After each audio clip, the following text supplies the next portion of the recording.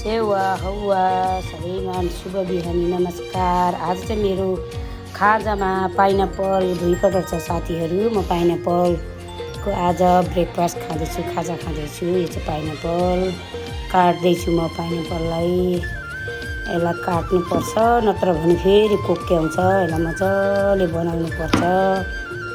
यसलाई काट्दैछु म, काट्दैछु। यसलाई यसरी काट्नुपर्छ साथीभाइहरू। हेर्नुहोस् है काट्ने तरिका। म चाहिँ यसरी काट्छु, तपाईँहरू कुन तरिकाले काट्नुहुन्छ।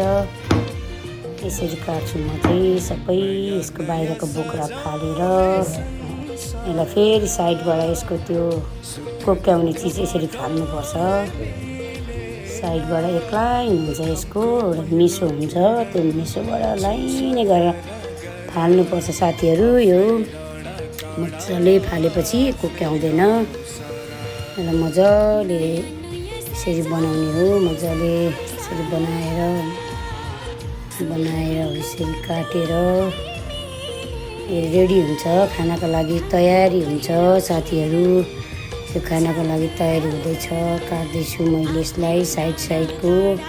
अब खानाको लागि रेडी भयो। अब म यसलाई पिस बनाउँदैछु साथीहरू।